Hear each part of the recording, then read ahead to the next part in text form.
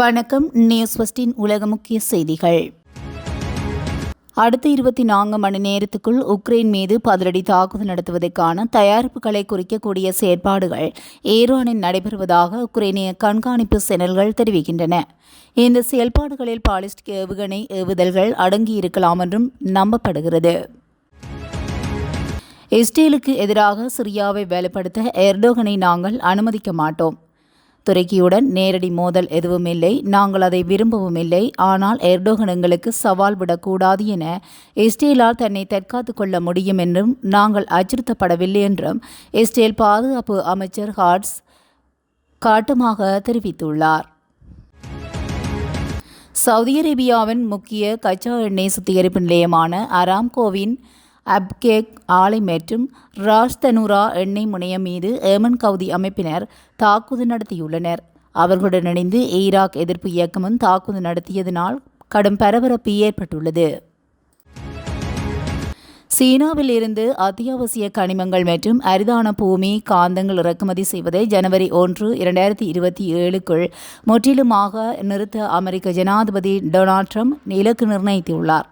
இருப்பினும் அமெரிக்காவின் உள்நாட்டு உற்பத்தி திறன் தேவையானதை விட மிக குறைவாக இருப்பதனால் இந்த கெடுவை சந்திப்பதில் பெரும் சவால் எழுந்துள்ளது.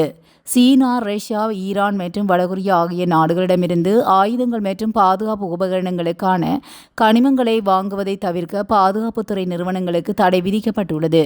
மேலும் அமெரிக்க பொருட்களை மட்டுமே வாங்க வேண்டும் என்னும் எவ்வித விலக்கும் அளிக்கப்படாது என்றும் ஜனாதிபதி ட்ரம்ப் நிர்வாகம் தீவிரமாக உள்ளது.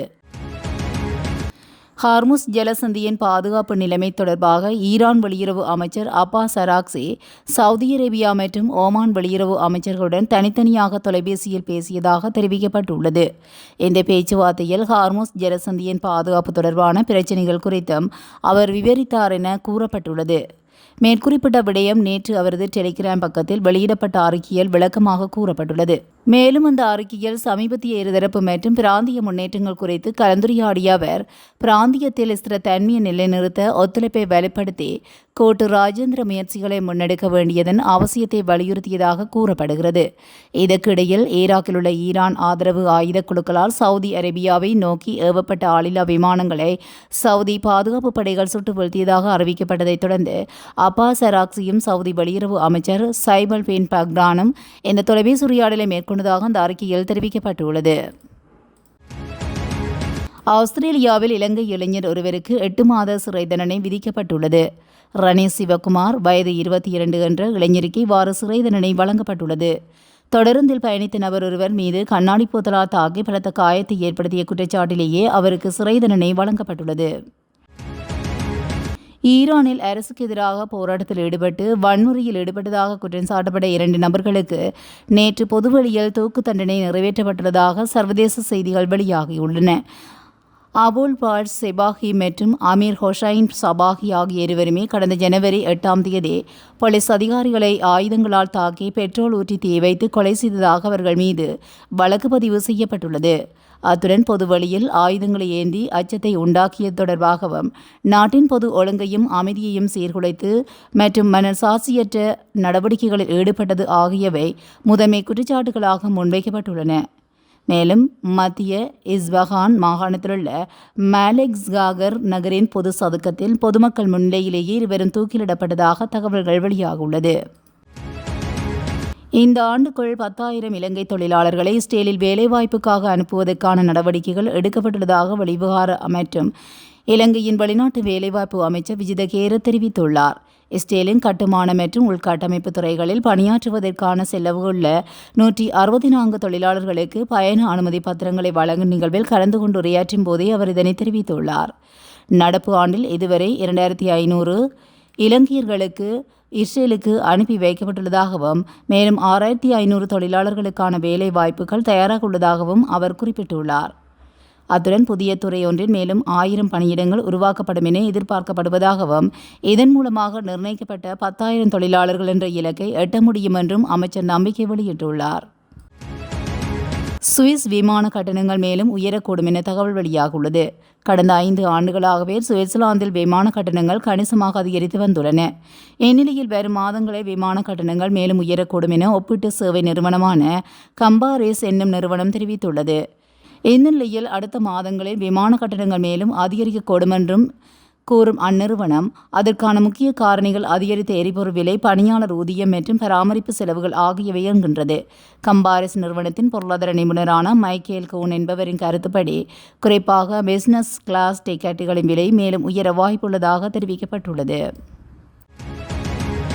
உக்ரைன் சுமார் 400 ட்ரோன்களை கொண்டு ரஷ்யாவின் மீது தாக்குதல் நடத்தியது.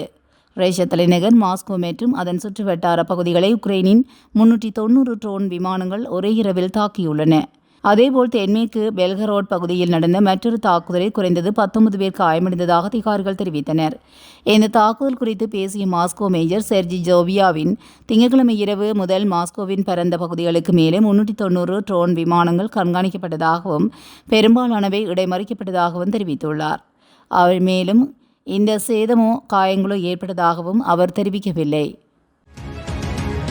அமெரிக்காவின் நியூ மெக்சிகோ மாநிலம் யூனியன் கவுண்டியில் உள்ள கிளாட்ஸ்டோன் வனப்பகுதியில் மின்கம்பத்தில் ஏறிய கரடி உயர் அழுத்த மின்சாரம் தாக்கி உயிரிழந்த சம்பவம் பரபரப்பை ஏற்படுத்தியுள்ளது.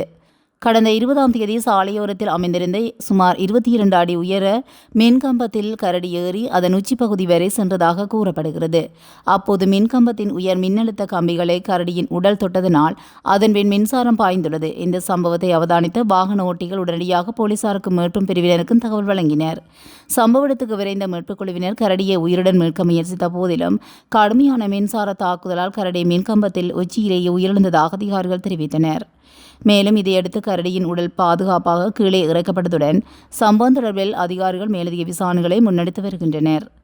மின் கம்பத்தில் உச்சியில் சிக்கியிருந்த கரடியின் புகைப்படங்கள் மற்றும் காணொளிகள் சமூக வலைதளங்களில் பரவலாக பகிரப்பட்டு வருகின்றன. ஜப்பானின் கியூஸ் தீவில் ஏற்பட்ட சக்தி வாய்ந்த நில அதிர்வினை தொடர்ந்து குறித்த பகுதியில் 40,000க்கும் மேற்பட்ட வீடுகள் மின்சாரமின்றி தவித்து வருவதாக கியூசு மின்சார நிறுவனம் தெரிவித்துள்ளது.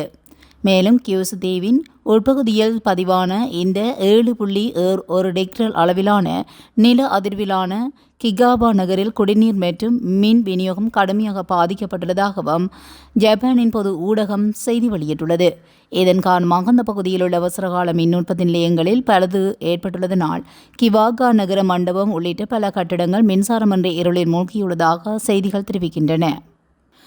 இதுபோன்ற செய்திகளை உடனுக்குடன் தெரிந்து கொள்ள நியூஸ் ஃபர்ஸ்டுடன் இணைந்திருங்கள். நன்றி, வணக்கம்.